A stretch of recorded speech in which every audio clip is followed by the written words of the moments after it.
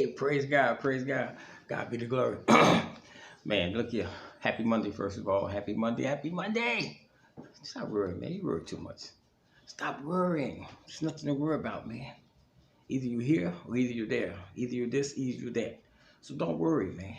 You know, it's a lot of things you don't understand, man, about this here, man. It took me a long time to get in this lane, you know. So, and it's a beautiful lane to be in.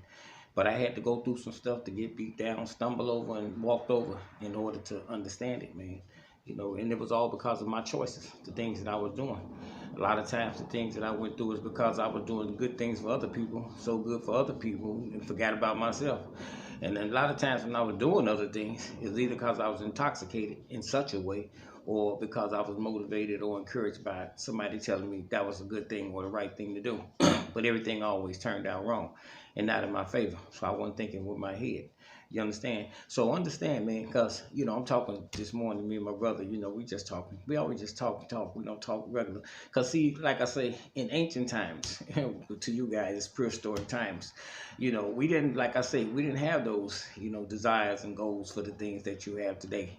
You know, life and love, you know, and family was more important than anything. Friends was more important than anything. Law, integrity, you know, things like that. That part, integrity, me.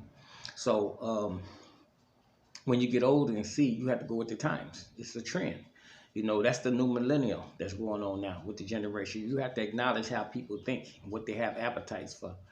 That's why they changed the laws the way they did, you know, for us with insurance policies. I tell you now, man, you know, years you can just go get an insurance policy on somebody. Like I did on my daughter. I just had insurance policy on her. So, but now, you know, you got to have a signature. Let me make it clear. I never signed my name on anything. You know, if something happened to me, you know, I wouldn't care if it had to burn my ashes and throw it in the lake. You know, I don't care. A wooden box, it doesn't matter, because I wasn't into ceremonial type of stuff anyway. So, so no. If anybody got insurance policy on me, it's Ford's, because I never signed insurance policy on anything. Once again, like I tell you, man, people live a certain way. You got to understand they have appetites a different kind of way. And when they get into situations, they have no choice. You know, they have to reach out and do unusual things, uncommon things. That's on one side. Then other people be participating in other things that's not relevant to that. But because of the lifestyle and because of their appetites in different areas, and they pretty much trying to maneuver or control your life. You know, when things don't work out their way, they strike out a different kind of way. You know, I know I'm moving fast on that, right? Well, we talking about simple and we talking about regal. You know, people think like regal, and I keep telling you guys, man, people think like king and queen is like regal and royalty and this and that, like it's abundance, like it has something to do with a lot of money.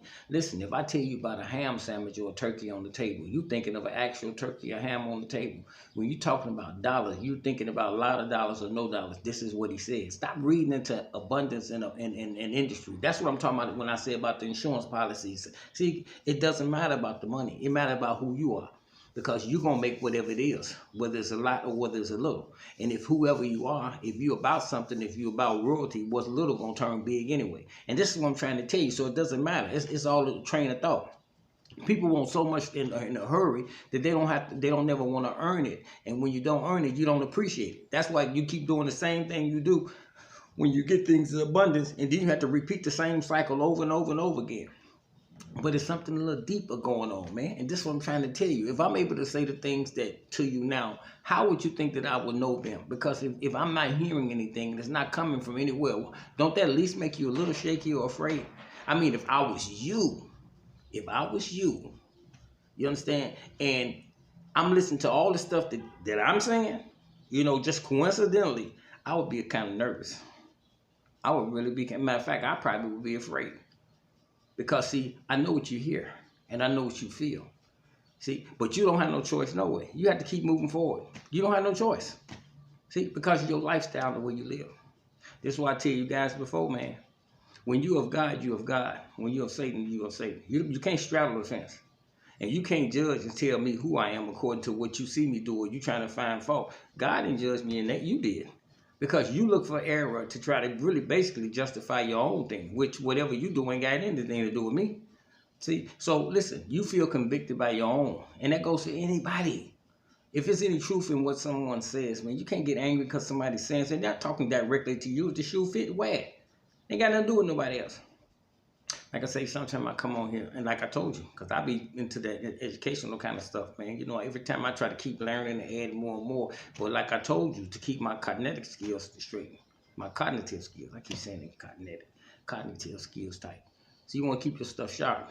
And so anyway, I'm on this lady thing the other day live. She was on live with her husband, her son, and she was doing the educational thing. I'm saying, wow, somebody finally do this. So they live and doing. So I'm walking the dog. I got the headphones on. So they was doing the guess game about different things, you know, geography. So she was saying, telling her husband, name the 50 states. If he named the 50 states, he got a prize. It was an incentive. I think it was a motorcycle or something like that. But anyway, so I'm naming them too. See, I wasn't typing in because I had the phone in my pocket, I had the headphones, so I'm naming. So she made me realize I fell off a little bit because I named about 45, man. You know, but I was missing them. If I would have been sitting down, I could have really got them. But she had the timer on it too. She said, name them in 5 minutes or whatever. I'm saying, damn you know what I'm saying? Because you ain't did this in a while. But anyway, how I break down, you know, the 50 states, I always do the coast first.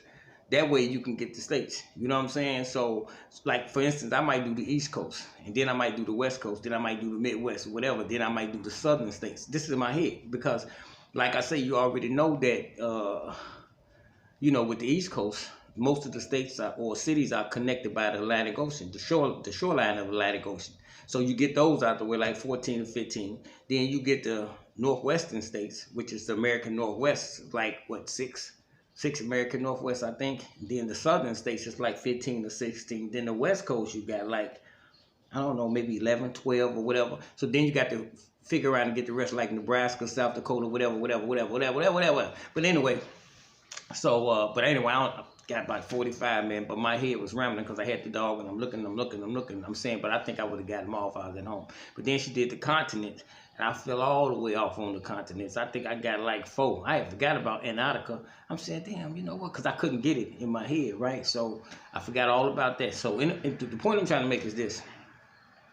When you run into people and they doing things educational, it don't matter what area, whether it's science, social studies, geography, it doesn't matter, English or whatever, it motivates you because it lets you know that other people doing the same thing you doing. You see what I'm saying? You just want to keep your thing tight, man. You know what I'm saying? You want to keep your education, you want to keep on learning. Instead of engaging all the time in that conflict, man, with relationships, different men against women, women against men and all that, you want to do something positive, man.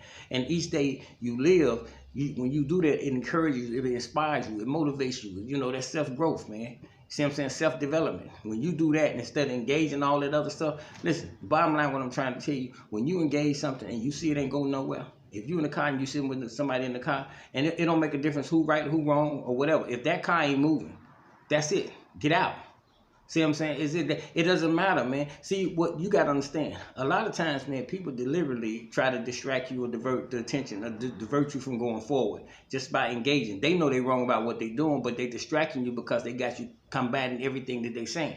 They want to keep you upset. They want to keep you hyper. They want to keep you arguing because as long as they keep you doing it, they're keeping you away from your growth. So they're doing it on purpose. And a lot of times when people hit at you and they aim at you a lot all the time on a regular basis, it's because they deliberately they seeing you growing, they seeing you shining, and they don't fit in. When they see you an avid person about what you're doing and that you focus and that you determine, they deliberately try to stop you because of their own weakness. They're a bunch of coward type people, man, shameful people. And they know, and the thing is that your life becomes in danger the more you're around them. When you continue to grow and you more around them and they're not making any effort to grow, it's dangerous for you to be around people like that because they have an innate jealousy thing going on, man. And see, you don't understand that when you're not around them, what they do to you, that's the lifestyle that they live. That's who they are.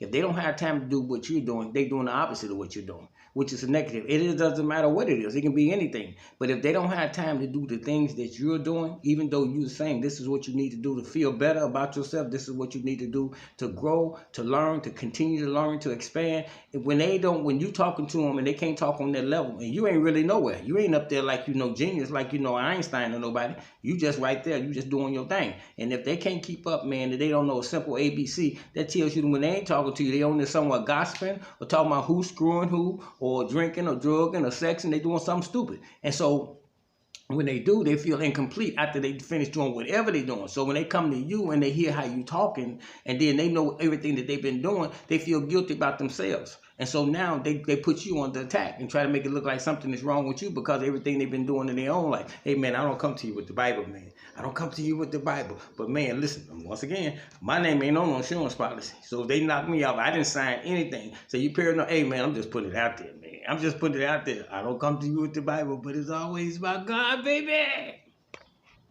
Everything that's been said,